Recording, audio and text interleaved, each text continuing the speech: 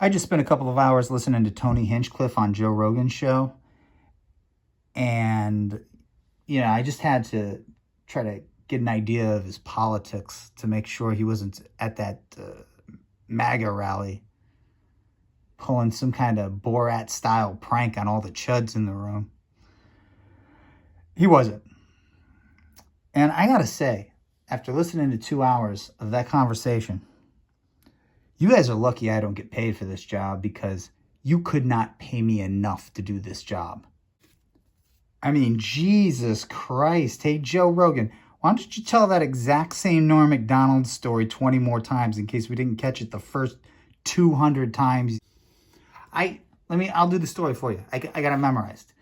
You saw Norm Macdonald on an airplane. He told you he quit smoking.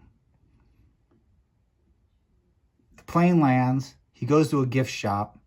He buys a pack of cigarettes. And he lights up. And the point of that story is not that nicotine is highly addictive and relapses are inevitable, but that Norm Macdonald is weird. Here's Joe Rogan and the lads from Trigonometry attempting to defend Hinchcliffe from his critics. And their defense is, it's kind of absurd. In fact, it's literally laughable. Yeah, Obama was quoting his bit, but he's quoting it like it was a statement. Yeah. Right. Which is really fucked up. He was quoting it like he was saying someone called Puerto Rico an island of garbage. But that's a joke. That's like going to a Quentin Tarantino movie, and then the man killed that woman. Like, he didn't really kill that woman. That was a... Yeah, but the reason that comparison does not make any sense is because he did not really kill a woman. That's the problem. Tony Hinchcliffe is really a racist. Whether it's a statement or a joke, it still comes from the same place. It's not ironic if you mean it, as I've said many times. I mean, if Tony Hinchcliffe is not a racist, then why was he at a white nationalist rally? Why was he sharing a stage with people like Stephen Miller, who on that stage, I believe he said, America is for Americans. And I believe he shared a stage with Tucker Carlson, who compared Harris to he called Harris a low IQ Samoan. Why was he sharing a stage with speaker after speaker who were scapegoating immigrants, telling lies about immigrants? Why does Tony Hinchcliffe think smoking makes him look older? He's 40. Is it because he looks like Pinocchio got his teeth capped? Like a doll. Yeah. This is a movie. No one died. Everyone's fine. They all like each other. But if you give them ammunition... Yeah, it's the problem. We were discussing this in the bathroom. It's like, that's their job. That's what they have to do. They got to do it. That's their job. You give them ammunition, they're going to use it. Of course they're going to do it. That's what they do. You can't assume they're going to be a good person and not use it. And if someone says something racist at a white nationalist rally because they want to collapse the economy by deporting 11 million immigrants, and you say, hey, that's racist, they're not the bad person. You are. Moment.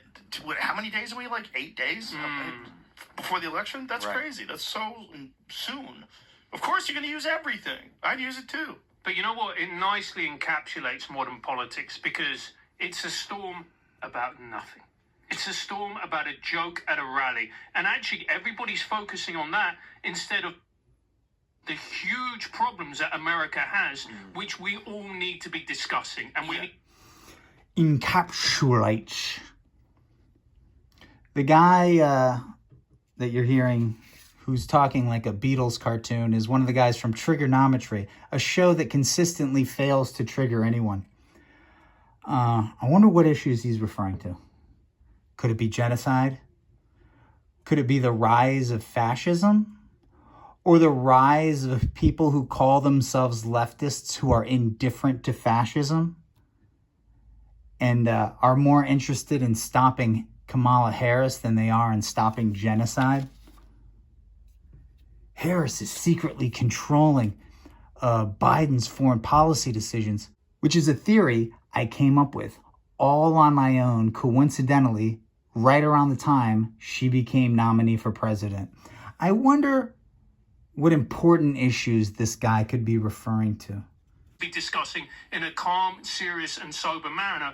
Because, for example, if you have an open border, that's an existential crisis. Because if you can't control your borders, you don't have a country. But we Border crossings are at a 3-year low, so I guess he's referring to nothing. You know, I went to Bali for New Year's, and when I came back, America was still here. So it turns out you can have an open border and still have a country, which is why this guy is sitting in a studio in Austin, Texas, with that silly Hogwarts accent of his. If you don't believe in open borders, dude, then what the fuck are you doing here, Dumbledore? Why don't you put your money where your mouth is, hop back into your yellow submarine and go home? don't talk about that, really. We're getting upset because Tony Hinchcliffe came along and called Puerto Rico and trash. But he didn't even call it. He made a joke. Yeah, right? exactly. He made a joke. This is an island of trash. Yeah. It's called Puerto Rico. Here's where that joke comes from. Tony is actually obsessed with the Pacific Garbage Patch. Uh-huh. Oh, good for him, but Puerto Rico isn't in the Pacific Ocean. That would be Hawaii. And like the fact that we just throw, like we were talking about, like recycling. Like the recycling doesn't work. They don't do it. Most of your bottles, when you throw into recycling, they get put in landfills. So there's a landfill in Puerto Rico that's way overflowed. Puerto Rico has a legitimate trash problem because they're on an island. Like, where are you going to put it, right? There's all these people living on that island. Where are you going to put it? And so they have landfills. Their landfills are way over capacity. So that's where the joke came from. Right. Like, the joke came from, like, Tony being environmentally conscious. Yeah, an excuse so laughable that you can't help but laugh when it comes out of your mouth. Tony Hinchcliffe is that rare breed known as the environmentally conscious climate change denier. He's a Trump supporter. And Trump grabbed every oil and energy executive he could get his hands on, get his tiny little hands on, and brought them to Mar-a-Lago and told them that for $1 billion, he would make all of their dreams come true. Now, I don't know how many of those people took him up on this offer. They already own the Supreme Court, but I do know he took $15 million from one of the owners of the Dakota pipeline. So I think the more likely story is that Tony told that joke at a club, and then somebody pulled him inside and said, "Hey, man, did you know Puerto Rico actually does have a landfill problem?" But this isn't the first time. I've been hearing this a lot. There's a trend going on during this campaign, I've noticed, of the right stealing left-wing talking points. This has been going on especially this year, but especially during this election season. Free speech. They're suddenly all for free speech. They're suddenly anti-corporate, anti-big pharma.